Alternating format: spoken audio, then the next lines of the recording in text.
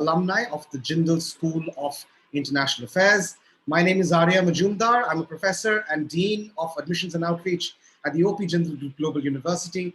I'm joined today by two of our bright alumni who graduated in the middle of the pandemic last year. I'm joined by Vidisha Arora, who specialized in economics and foreign policy as part of her MA-DLB from JSIA. She's presently working with Uber as a security intelligence analyst and was previously with Max Securities. We also have with us Mr. Sabyasachi Biswal, who also apparently, and by sheer coincidence, also works at Uber as a security analyst. He too graduated from JSIA in 2020. Welcome both of you, Sabyasachi and Vidisha. I'm really looking forward to having this conversation with you. So, thank you, Professor. All right. The question that has been on my mind for the last 1 week since we spoke, why would Uber, a company that drives cabs, why do they need a specialist in diplomacy, law, and business? Why do they need a specialist in international affairs? The reason I'm asking this is because when somebody's thinking about a career in international affairs, in international relations, people are thinking, oh, I want to work for the United Nations, or I want to work for some international organization. But it seems to me that corporations, companies also need a lot of help in international relations and affairs. Now, I'm going to start with Vidisha because, ladies first. So go ahead, Vidisha. Thank you so much, Professor, for this question. And firstly, thank you so much to Jindal for holding this webinar. I mean, it's a great job. And we're all super, enthusiastic about it. At least the alumni section is definitely enthusiastic about it. I'm sure people coming in are as enthusiastic as we all are. However, so when we talk about Uber and international relations, that was the first question that I asked myself when I saw this job opening, and I was just like, oh my God, this sounds super interesting. But hold on a second, isn't it just Uber Eats, which no longer exists, by the way, in India? But, Uber Eats and cabs, what intel would they need with respect to IR? However, people seem to forget that every MNC needs crisis management. Every MNC needs to know what's happening globally, right? So that's where diplomacy comes into play. That's where a person who understands diplomacy will understand what's happening geographically all around the globe. So that is one of the prime reasons as to why Uber is looking for a geopolitical analyst, or was looking for a geopolitical analyst, and we people got the opportunity to do so. However, I think it's much beyond just diplomacy. When we enter this course, it says Masters in Diplomacy, Law and Business. It gives you Masters in Diplomacy, Law and Business. That's a big chunk.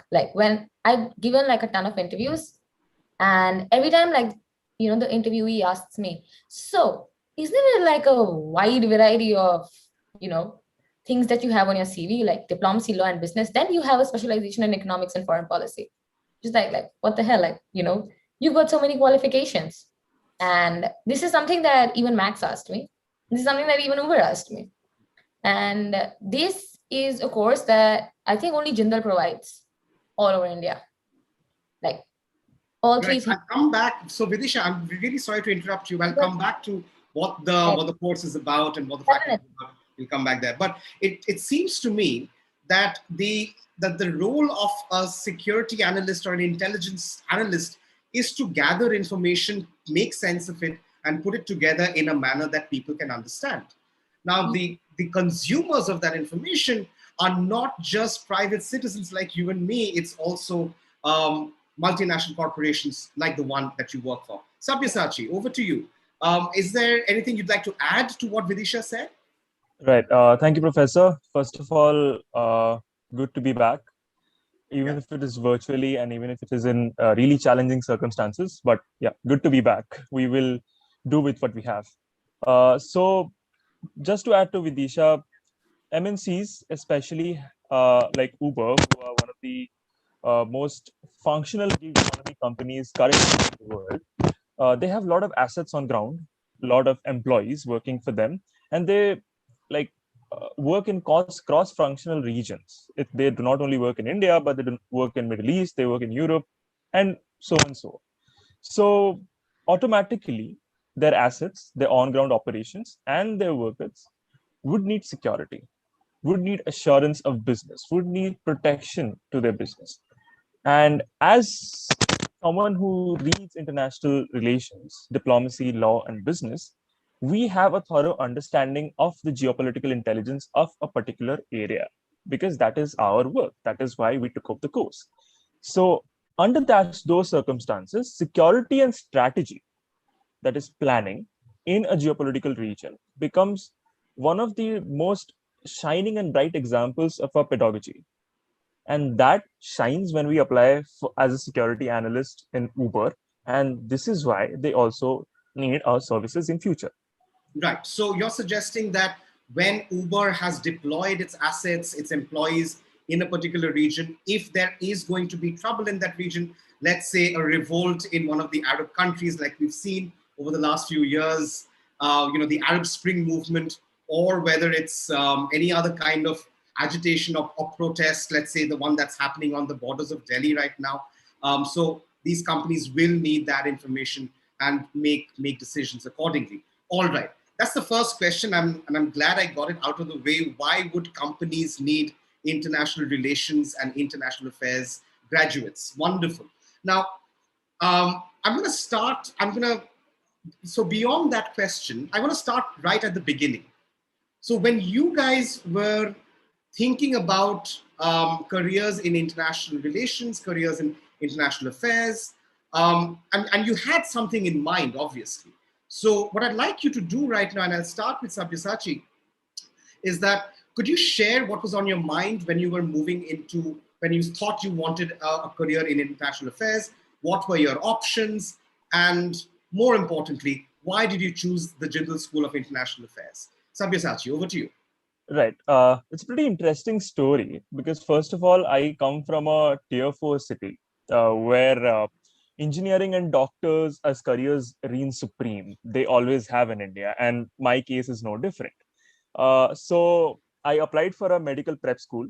I did not like it there. That was not for me. I agree.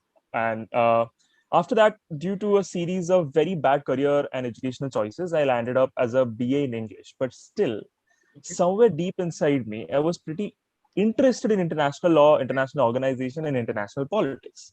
Right. From tier 4 city, we do not have the privilege of having lot of mentorship in our back, no support. So you have to choose your own path. Luckily for me, one of my senior, Alan Mirza, I guess he graduated from Jindal in 2017, 2018, gave me the idea that there is a liberal university in the country where you can get some of the best professors and education and international relations. And fortunately and unfortunately, I would say it fortunately, I missed the deadline to fill up my JNU form or DU form or whatever it is. It was the same time I completely missed it. So JGU was at one point of time also the last chance of mine, but also the first chance of mine. And I applied it right away. Swanima ma'am and Cholier sir helped me a great lot to further understand what the course is all about. And that piqued my interest more. So those were all play of circumstances, at least in my part. So I'm grateful that they turned this way. But yeah, it was a chance meeting, I would say. I'll take a line out of a very famous movie called The Sound of Music, where the lead protagonist, Maria, she says, when the good Lord closes the door, he always opens a window. So I'm guessing your story, Sabyasachi, is, well, a story of mistakes, but perhaps mistakes that you were destined to make, perhaps. All right. Of course. I'm going to turn over to Vidisha and let's hear her story as to how she got into the Jindal School of International Affairs. So it is kind of a weird story. I mean, I have a job and I'm like super grateful right now. So there is that. But I was never interested in political science. I was never interested in international relations. I wanted to do hotel management. I wanted to become a chef. Okay. And I was also a dancer on the side. So I was a professional dancer, dancing my teens out, dancing my adulthood out. However, when my board result came and I got a 95%, I was just like, okay, here's the thing, I can get admission in DU.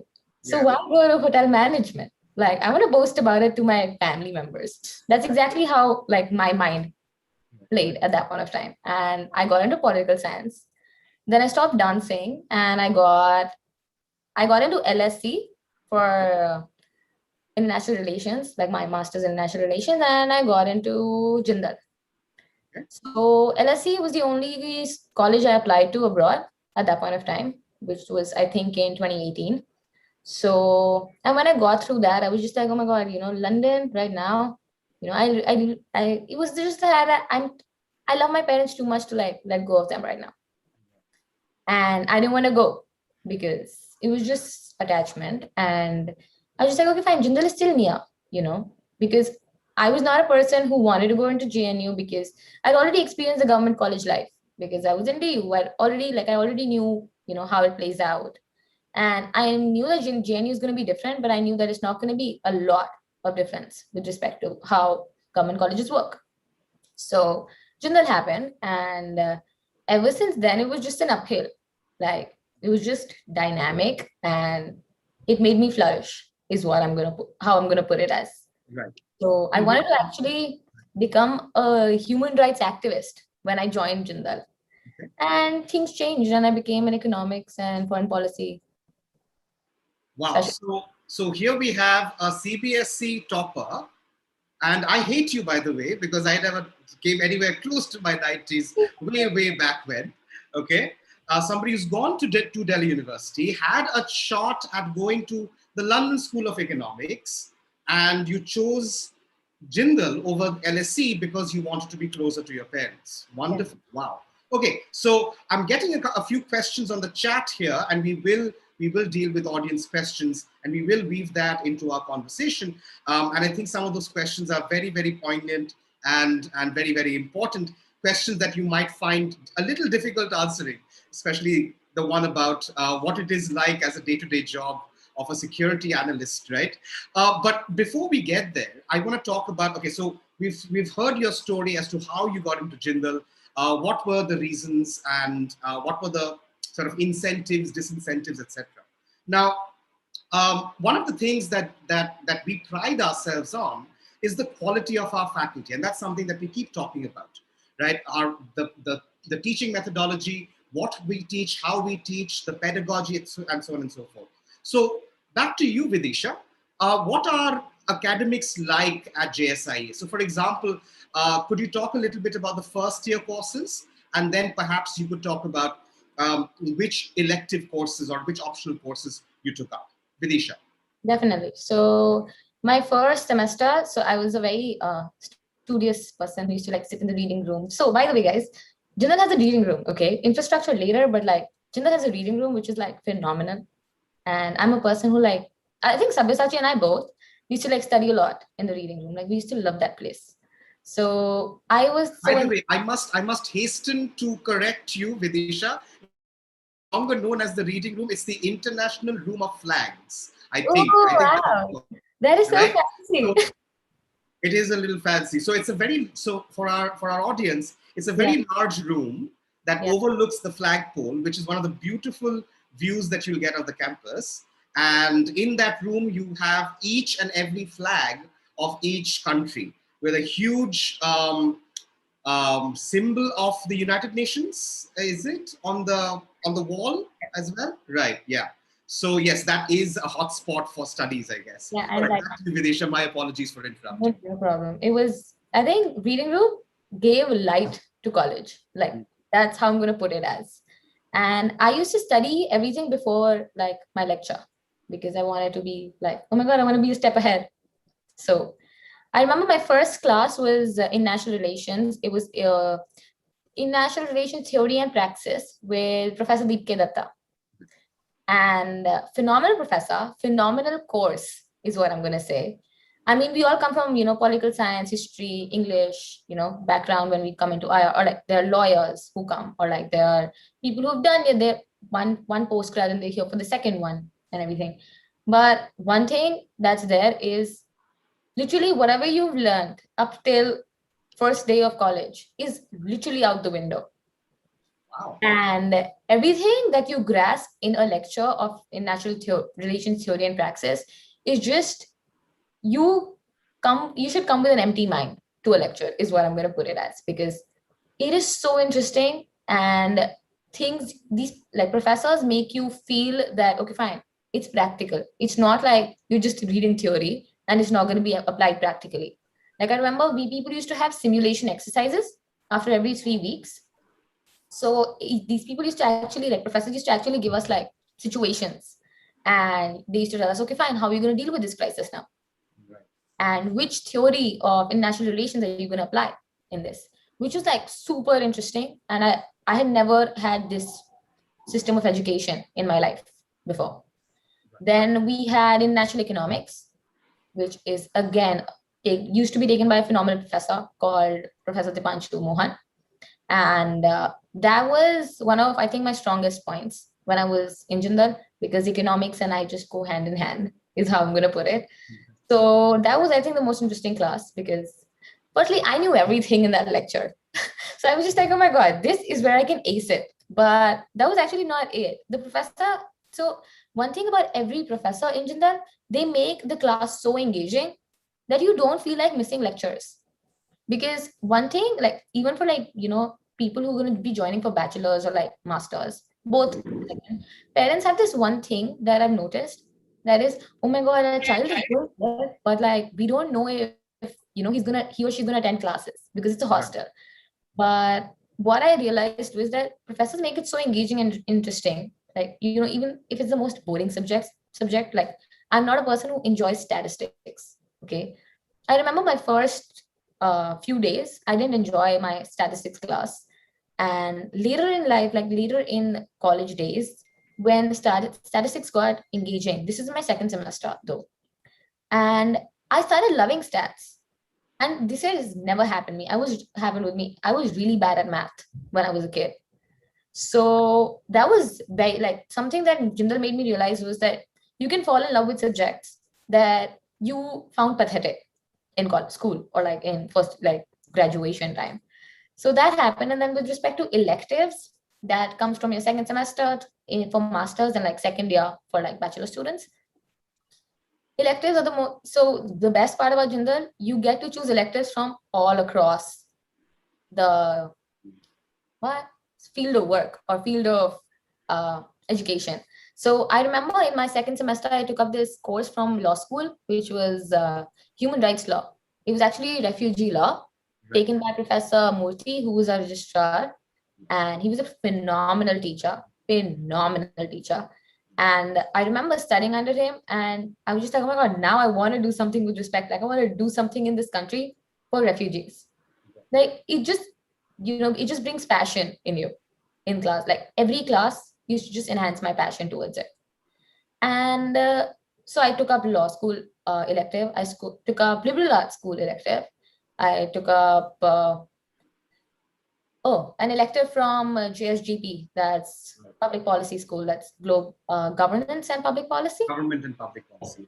So I took up a course from that with respect to economics. And that's the best part about Jindal. Like you get to study everything. It's not that you're limited to only in national affairs education. Right. So I just want to come here for a minute now, Vidisha, just to explain to our audience that irrespective of which school you are enrolled in, you can take up elective courses or optional courses across all other 9 schools. So we have 10 schools right now.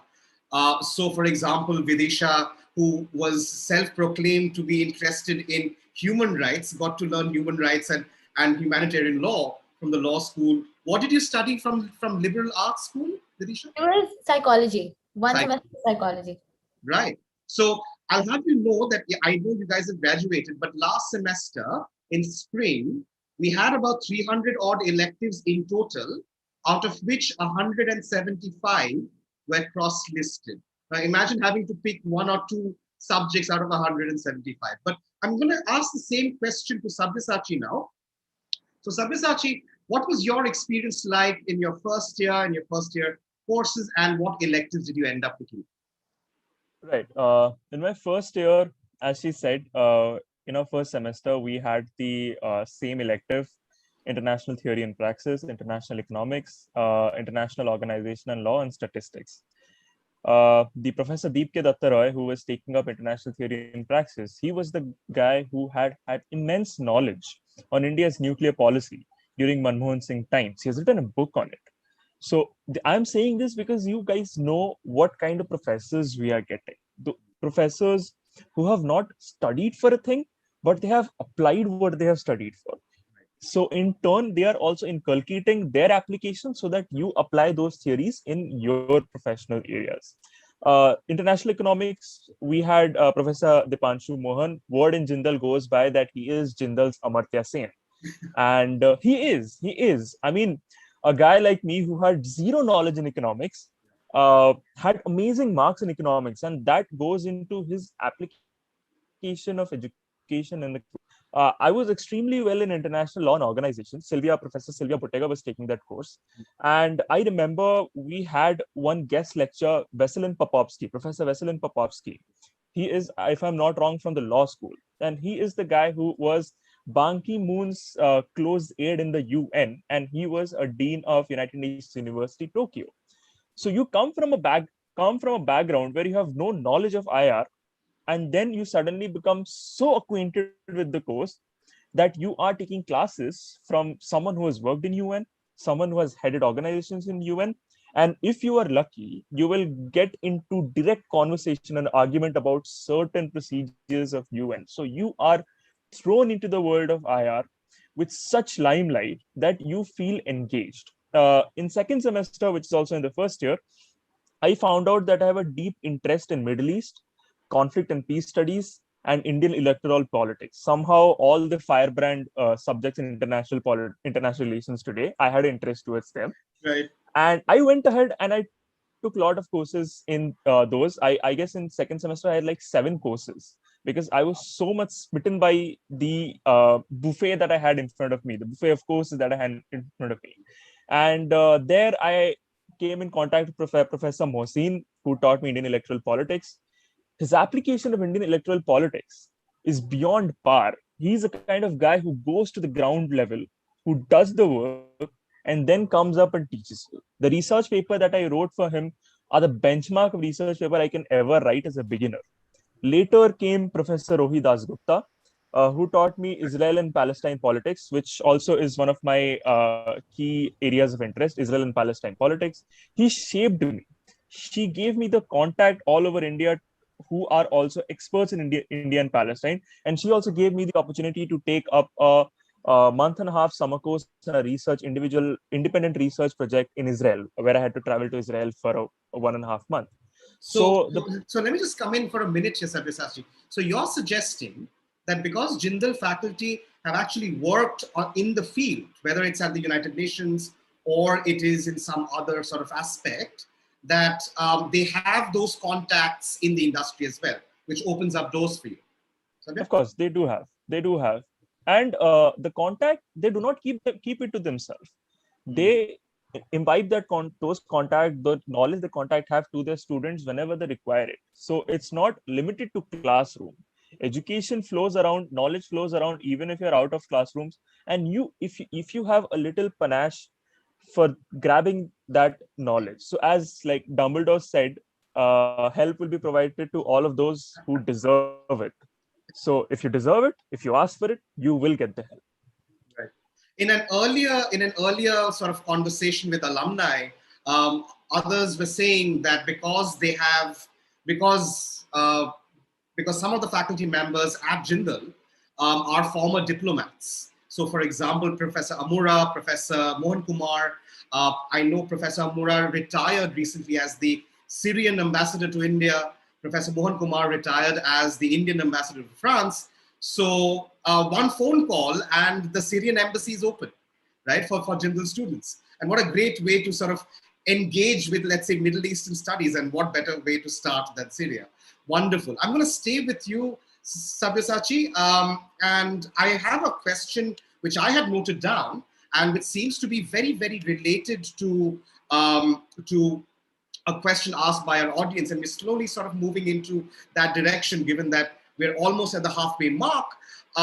So Meghna would like to know if Sabyasachi sir and Vidisha ma'am, I'm not so sure if you're used to be calling sir and ma'am right now, they're both shaking their heads, whether you got placed through the college, whether you got placed through the university. So I'd like to recouch that question in a slightly different way. How did the university, how did JSIA help you get the job that you're doing right now? Or how did JSIA help you get the skills for the job that you're doing right now? We'll start with Sabyasachi and then move to Vidisha. Right. Let's just go. Let's just first go with the skill, because our skill sets were developed in the classroom for which we applied the jobs, and the skill sets that we picked up from the education that was imbibed to us in Jindal, as I said, and Jindal prepares you for an overall professional market. They prepare you through the courses. They prepare you for the application of the courses that you're going to study. You will get a lot of branches. Corporate professionalism is also one of them, so they do not shy away from it, right? And to let you pave the path for that career, we have a dedicated Jindal has a dedicated office of career services. I guess for JSIA, the representative are still Hemlata ma'am and Vaishali ma'am. They would give you a plethora of job applications for internships and for career services. And Uber is actually my second job. When I graduated fresh off the bat in May 2020, in June 2020, I already had a job in my plate, which was given to me by Office of Career Services. I was working for another reputed private defense corporation called the Jane's Defense India LLP. It's a UK-based company, but they also have a headquarter in India. And they work specifically for defense, political intelligence, and serious and organized crime. So I was working for them, and that opportunity came to me through the Office of Career Services. Regardless of that, not only for your future placement, you would have internships coming up all the year for you to apply, because internship will be one of your compulsory module that you have to do if you take up the course. Because see, that is the pathway. They let you go through they let you go through the professional experience. So when you graduate, you are already prepared to face a tougher professional environment outside, through internships, through courses, through career seminars, through like HR speakers who are leaders in the profession that we are pursuing currently. So you don't have to worry about getting a job. Jindal will worry enough for you to do that. Right. And it is a bit of a worry given our unemployment rates. But I'm so glad that you mentioned, Sabyasachi, that you did get placed through the university's dedicated Office of Career Services. Vidisha, what was your story? So my opinion slightly differs from Sabyasachi. Okay. And so Jindal prepares you to be confident. Jindal prepares you to have a personality for corporate. But whatever you learn, you're going to learn on the job. So no matter, even if you're a valedictorian, when you're on a job, that is something that a college, be it any university, you pick up, I think Howard will not be able to prepare you for it. Right. So that is something that I realized, or probably I actually started working early. So guys, there's a concept. I'm sure professor is going to come to it later, but I'm just going to put it right now. There's a concept of this thing called capstone in our college. And that's basically the last semester you get the opportunity to get work experience instead of doing courses like Sabyasachi did, or writing a dissertation like a lot of people in our college did. So I took up work experience because in my head, I was just like, this is the place, this is the section of my 2 years of masters where I can actually bolster my entire way of professionalism, or the way I think, the analytical way of thinking that a security environment needs, or like a corporate field needs.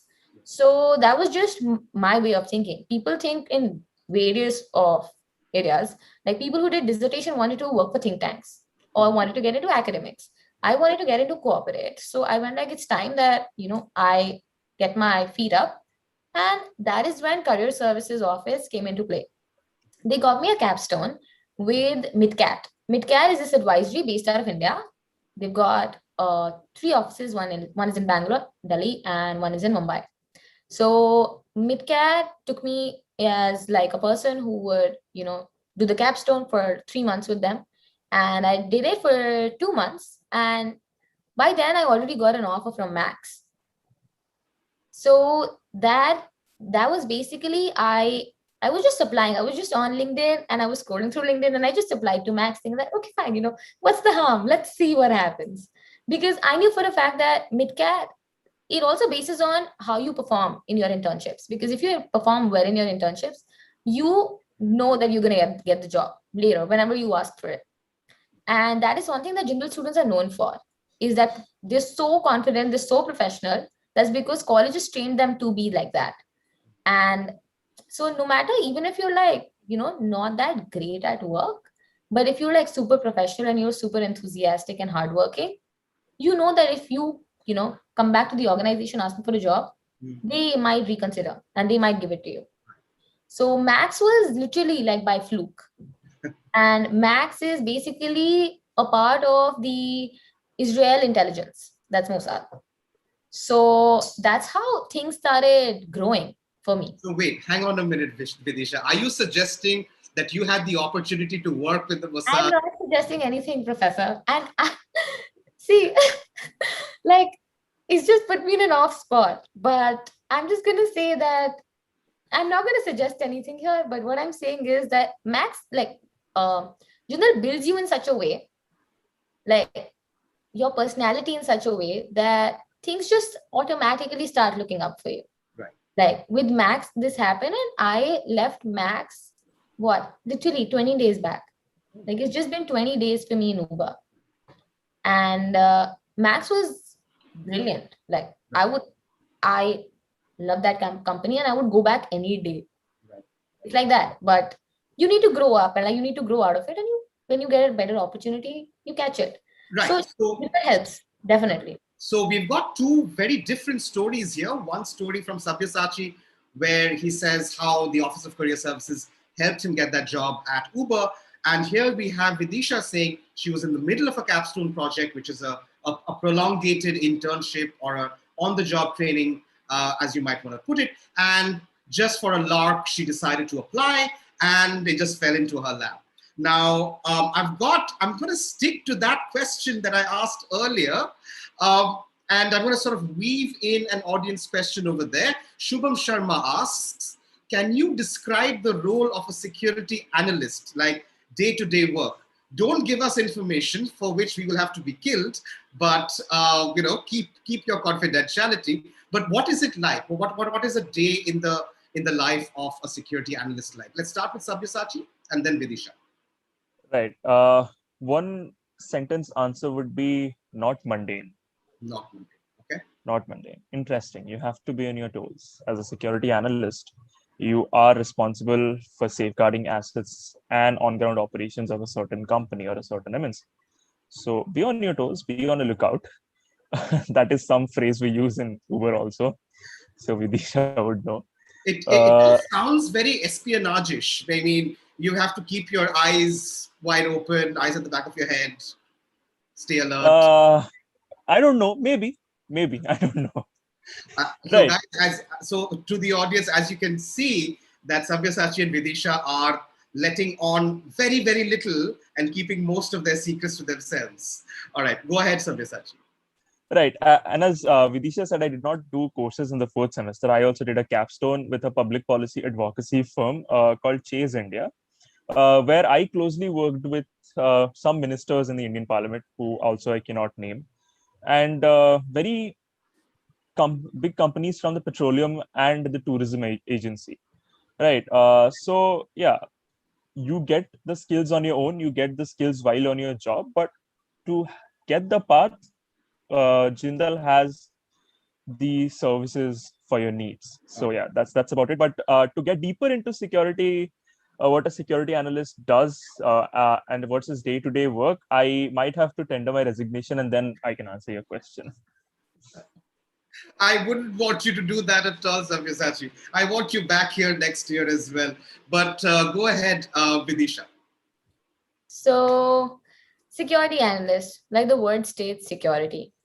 You're basically securing something or the other, correct? Like that's basically to prevent any threat. So that is the first part of the job description. Analyst is a person who actually looks out for it, like he says, be on the lookout, correct? But I'll just phrase what my former boss from from Max told me, and that I think will solve everybody's concerns in the most diplomatic way possible. Uh, when you're a security analyst, honestly speaking, you're safeguarding somebody's life. It's as simple as that. So, just like a doctor, okay? Security analyst, like I remember, I have worked for things in Max, which I thought, hey, like, why am I doing this again? I am not a doctor. But sometimes you have to do it. You got to do what you got to do. Because security analyst thing also consists of something called crisis management. So hypothetically, this is something that this I can openly discuss with anybody. So this is something that I'm not fretting, and this is completely fine. And this is going to literally solve everybody's issues. Right. But like hypothetically, you are working for, let's say, Midcat or like Uber or like Max, any place, any secure or control risks, biggest security company that is there across the world right now. So if you're working from them, like for them, and if they have a client, and he calls and he says that, hey, I want to go to Syria. And you're just like, hey, please don't go. Like, what's up with you? Like, what's wrong with you? And they're like, no, we want to go to Syria because we want to do reporting from there. Like, we want to do on-ground reporting. At that point, you're just like, okay, I want like 5 minutes and we need to see what we can do, because at the end of the day, their safety is in my hand. Right. So you're technically saving people at that point of time. You're a doctor to most of your clients. Right. So whatever, from traveling or whatever, everything is going to come under that. Right. So including where to go, where not to go, what to say, what not to say, Exactly. what to look out for. Identity is done by the intelligence agencies. But Uber is different, which I'm not going to comment on because currently I am on that job. But Uber is very different from other intelligence agencies. That much I can, because I've worked with intelligences before, I know how they function. So Uber is slightly different because the business aspect comes into play. But yeah, broadly, it's somewhat similar. And you're literally a doctor. That's how you put it.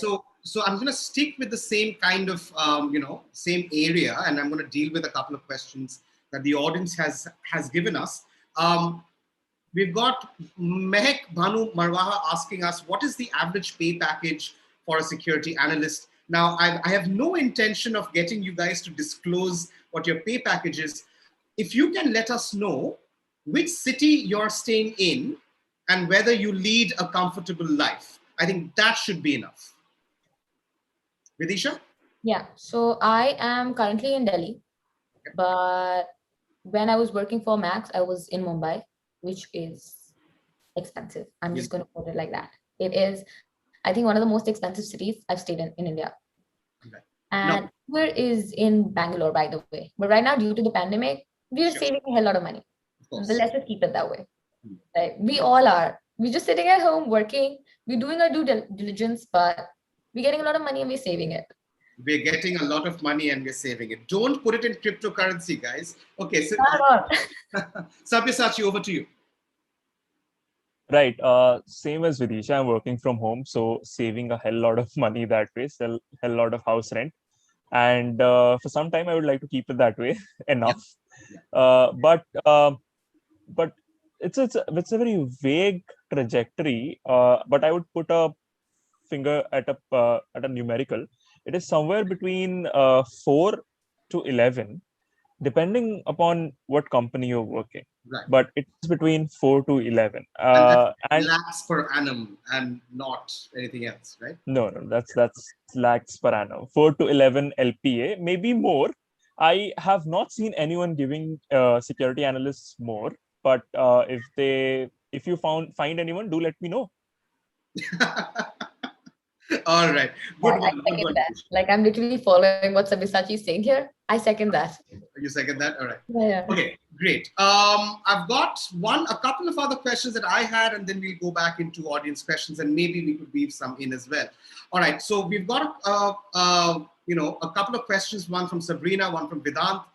More clarity on the types of jobs offered after doing international relations. What are the growth prospects? What are the other career options available for MADLB or even BA Global Affairs graduates? So effectively, what are the next steps after graduation? What can be done with this degree? Sabyasachi. Right. Categorically, professionally, you can get straight back into academics.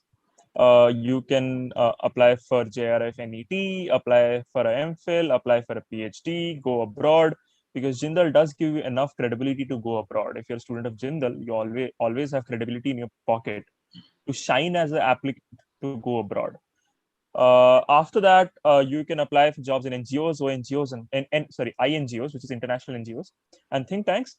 Do not consider think tanks and INGOs and NGOs to be mundane jobs, because some of them are really interesting. If you're working for international crisis group, your level of interest peaks.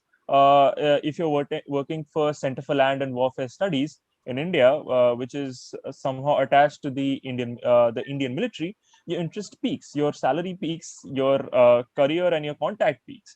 Apart from that, you can work in corporate, starting from crisis management, security analyst, as we do. I guess some of our friends are also working as HR in certain consultancy groups. You are open to a lot of consultancy groups, starting from crisis to intergovernment politics. You can work in policy advocacy firms. You can work in firms that work with government politics and government policies. Uh, After that, you are open to consultancy jobs in the Ministry of External Affairs. I guess one of our classmates is working there. So there is a lot of avenues. Those are not very, but I would say those are not very direct as engineering and medicals, right? Engineering and medicals do have it straightforward, the career options. There here, you have to find it. Right. I have had job opportunities from Bill and Melinda Gates Foundation. I have had job opportunities. I'm working in Uber. I had job opportunities in James. And I have had job opportunities in Chase India. If you look at these companies, these NGOs, they represent the industry standards. So I have worked in places who represent and who set the bar for industry standards. So the avenues are a lot, but you do have to find them. Luckily, you have the OCS. But yeah, do be on lookout. Do keep your eyes and ears open. You will get a lot of jobs. All right. Wonderful. So the world is your oyster. Just go find some sand to make into a pearl. Wonderful. Over to you, Vidisha.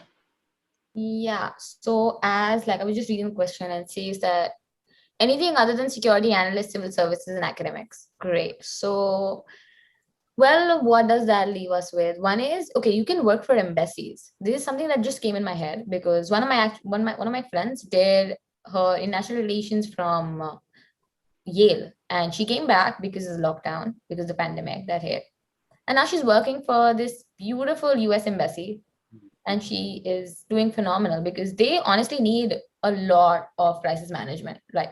Especially right now.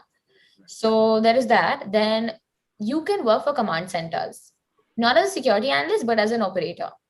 So you can do on-ground operations, which is super fancy, by the way. Like it's like working for CIA, but not really. But like it is. Like when you're saying that it's on-ground operations, it is working for CIA. You're gonna get deployed anywhere. Then you have a lot of, you can honestly, when people say PhD, I know it sounds like, oh my God, why will I don't want doctor in front of my name and all. Like it's hard, like it's got a lot of stats in it. But trust me, like I was thinking of doing a double master's because my dad always wanted me to do like MBA. Okay. And he recently passed away because of COVID. Oh, So now I wanted to do an MBA and I got through CAS School of Business, that's in London. And the only reason I got through it is because they saw Jindal's mark sheet and they have people who passed out of. So a lot of people have done BBA from Jindal and they've gone to CAS for MBA. So they know for a fact that, so when I was scheduled for the interview, they were like, the first thing that was eye-catching was Jindal School because Like it's so well known. And I think CAS also has some sort of bond with Jindal with respect to an MOU for foreign exchange. So this is another thing for like people who are going to be joining or people who already in Jindal. Like you have like foreign exchange, and going there and like getting stuff is amazing, because I have like previously in GSI, one of our friends had gone. This is a bad senior to mine. They'd gone and they had got an offer letter from, I think, Glasgow or someplace in Glasgow, which is super interesting. Then you have financial risk that you can look into. You can work for banks, because like American Express is always looking out for people who have had this international relations degree and they have something in finance or they have an interest in finance. So these area, like these places, is something worth exploring.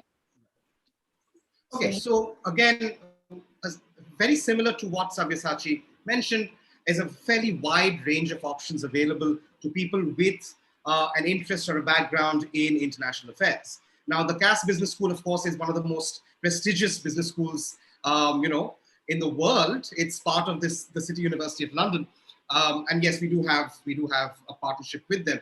Now, I'd like to focus a little bit, not focus really, just make a quick remark about that, about the opportunity to work with embassies. Now, because JSIA also requires you to take up a foreign language, and you guys probably have to take up a foreign language as well as master students. I know that the BA in global affairs students, they have to take up a foreign language for 3 years. By the end of it, you're fluent in either Spanish or Mandarin, or what do we have now? French, German, and Arabic as well. Oh, yeah. So it's fairly easy to get into, or fairly easy to access, the embassies that speak those languages. And let's face it, guys, China is going to buy the world, or at least half of it, right? So it might just make sense, if you're getting into international relations, to choose Mandarin as, a language. So quick question here. Did the study of foreign languages help you guys in doing whatever it is you're doing? Vidisha and then Sabyasachi. So when I joined Jindal, I already like knew to like 2 languages. Like I know like 5 languages now. So yeah, I mean, I was pretty much like into languages. Like I loved learning new languages. But I picked up Spanish as my language in Jindal because that's like the easiest, and like you just have to give 2 semesters when you're a master's student. So why not? Yeah.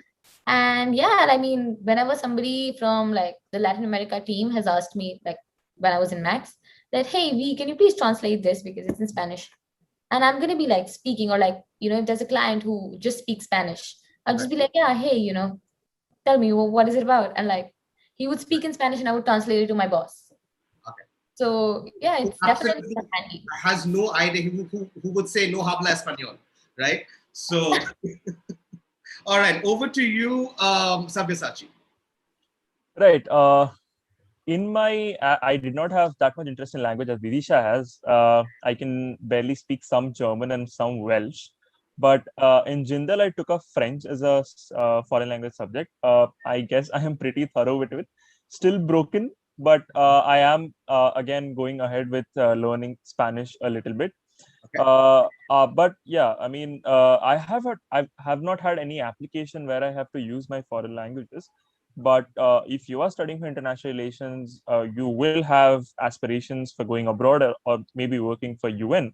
And Spanish and French are one of the also most sought after like languages, at least in the European market. Also German. So yeah, you should have at least 3 of those in your belt. And if you are interested in China studies, go for Mandarin. Yeah, that is also helpful. I had a lot of students registering for Mandarin, and yeah, I guess they all did good. Teacher who teaches us Mandarin, I guess, is amazing. I forgot her name, but yeah, she is a very good mentor. So do keep a language or 2 under your belt. That will obviously help you in international relations. Right. All right. Wonderful. I'm just going to quickly check the time. We've got about 9 minutes left. Now, I want to ask one last question to you both, right? Assume you are Doctor Strange and you have that weird time thing that you guys can do, right? And let's say you would turn back time. You did have the opportunity to turn back time, go back to 2018, would you go back in time and make any changes to your choices? Sabyasachi, you first. Right. If I had time to turn back the time, if I had the opportunity to turn back the time, I'll do two things. First, I would do better in my first semester because I know I killed my second, third, and fourth semester. If I'd have done a little bit in my first semester, I might have received a gold medal. So that aspiration I do have.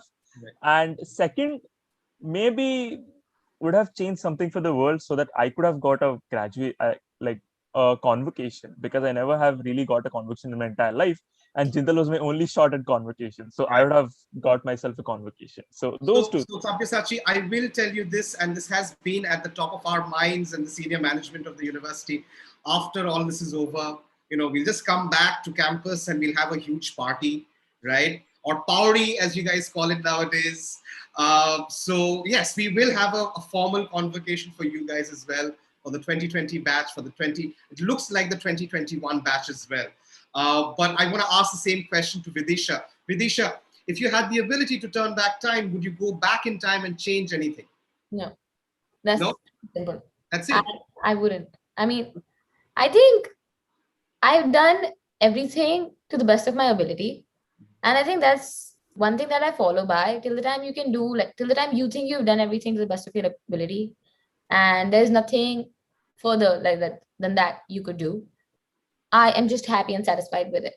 Like the only thing I might change is, but then that is also something that I learned a lesson from, and I wouldn't change it. But if I would if I would have had to give an advice to someone who's going into Jindal and who's going into masters, please don't do the mistake that I did by taking up like 9 electives in my second semester. I took up 9 subjects because I was just like, I want to do this also. I want to do this also. I want to be a specialist in this also. I'm like, and then when Swarnama ma'am looked at me, so Swarnama ma'am is like the perfect person to go to in Jindal, by the way. Like she's going to be there for you throughout, one call away. And I remember going to Swarnama and I'm like, ma'am, I'm going to die. And she's just like, who asked you to take so many subjects? You should have just stuck to like 6. No, that was the limit. And I was just like, no, I wanted to just get extra credits. And she's just like, what are these extra credits going to do?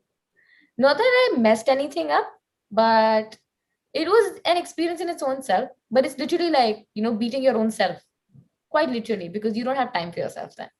Right.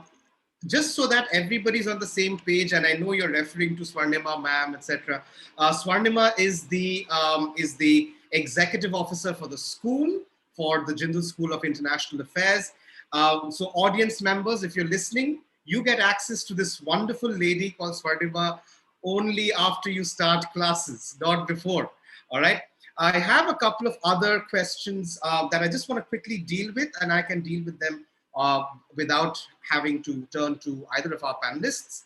I've got Vedant Bansal asking, what is the difference between the MAIRSS and the MADLB? So I guess Vidisha and Sabyasachi, you may not know of this development, but Jindal has partnered with Coursera. And Jindal is the only Indian university that offers degrees on Coursera now.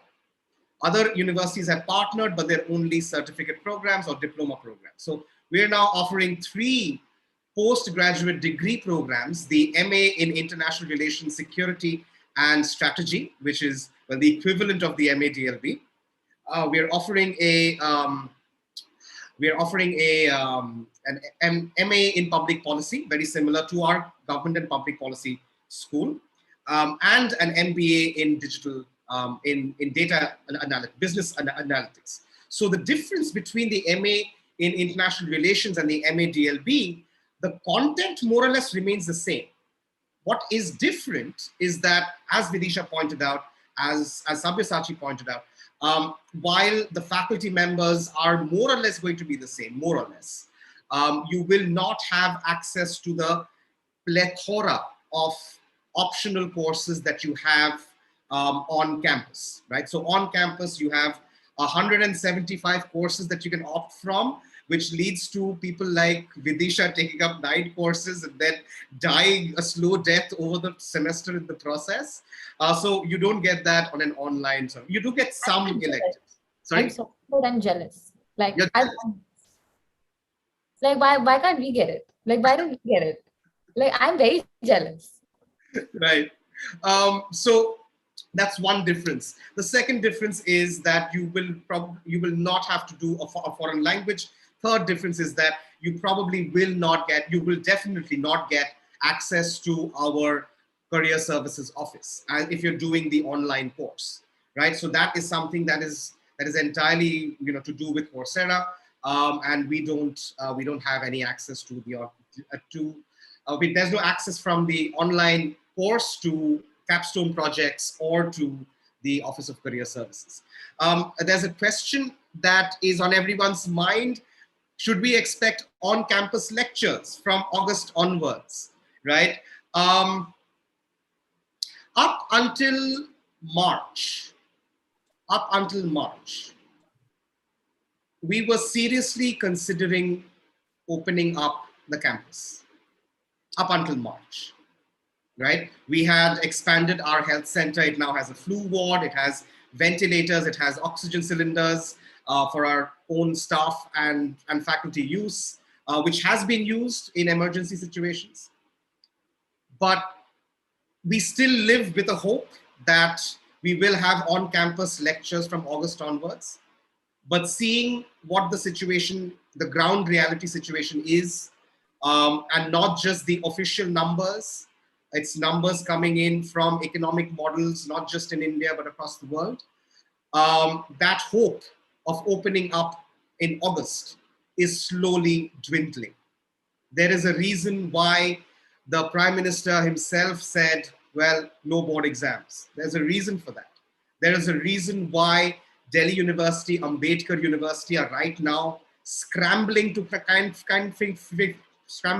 figure out what are we going to do this year and how do we do it, right? So I'm afraid to all of us in the audience, these are really uncertain times. I am absolutely, I have no idea when the campus will open up. It's only that it will at some point of time. Right, the earliest estimates, I'm guessing, will be dependent upon how quickly we can vaccinate everyone, right? So if you're listening to this, if you have the ability, please go ahead and get vaccinated. I'll put in another line, which is completely unrelated, but I think we should mention that here. Today I found out, I mean, we knew it for a while, that you can go to a private hospital and buy the vaccine. So instead of putting an additional load on an already stretched Indian government public healthcare system, if you can afford to pay for the vaccine, go ahead and pay for it, right? So this is what I thought to myself and my family, that look, $900 for each of us, not a big deal. We can go get vaccinated, right, at a private hospital, even though free vaccines are available. Let somebody else who can't afford $900, let them get vaccinated instead, right? With that, it's almost 6 o'clock. Vidisha, Sabyasachi, I had so much fun today. Usually, it's a weekend. I want to play a video game or I want to do some reading, but I love having these conversations with students who have graduated. I love reliving old memories with you guys, even though we may not have shared these memories. The people you talk about, the courses that you talk about, I know these people. So Mohsin is one of my dearest friends, as is perhaps Deep Dr. Rai. His son and my son are almost the same age. So I'm so glad that you guys took out the time from your schedules, when you're busy saving the world, and you had the time to spend with us over this hour, this weekend. Thank you both very, very much, Vidisha and Sabyasachi. I would just like to say one thing to everybody. Like, you guys may be joining Jindal and are joining Jindal or are already in Jindal. Jindal is like a close knitted family. Like, even when we step out of Jindal, these are like small communications that like bring us back together. And it's just heartwarming and like it's overwhelming and it's super adorable. Like, this is something that is what I think Sabyasachi and I, like, we were discussing it the other day, and this is what we love about Jindal. like it's so close knitted, and like we know for a fact that if we contact our professors today, they will revert back. Definitely. So Sabyasachi, any last words?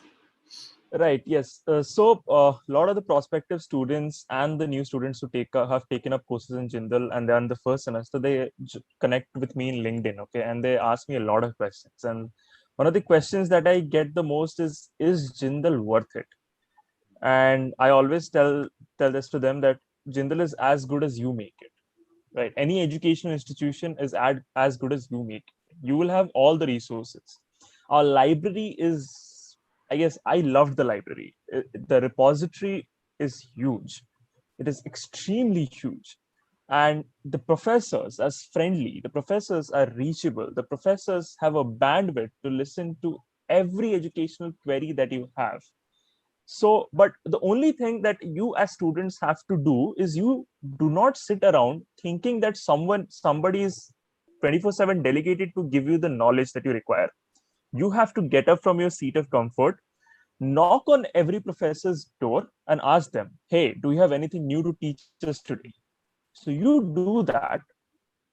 The resources will help you, the professors will help you, and you will be everyone's favorite in the university. So do not forget that. No, So always keep that in mind. right. I love the way you put that, Sabyasachi. Do you have anything new to teach me? And I think that's something that we love hearing, because as a faculty member, if somebody came and asked me, all right, what do you want to learn? Right? That would be my response. Right? All right. So thank you very much, both of you, for being here. Thank you to the audience for being here. Thank you, Indu ma'am and her wonderful team of counselors, Chetna and Tanushri, for setting this up. And I guess to the students who are joining in or are looking to join Jindal at some point of time, I guess we will see you. When is the next episode, Indu ma'am? You're on mute, ma'am. Ma'am, you're on mute. No? All right, maybe your mic isn't working. All right. Okay. So, all right. So I can't hear Indu ma'am for some reason. Your mic isn't working, but that's fine. Not a problem. Ma'am, your mic isn't working. The next session is on 12th of June. The next session is on the 12th of June. Wonderful. So in which case, to the audience, thank you very much for coming in. And I will see you on the 12th of June once again. All right. Bye and have a good weekend. have a great one, everyone. Have a great one, everyone. Bye-bye.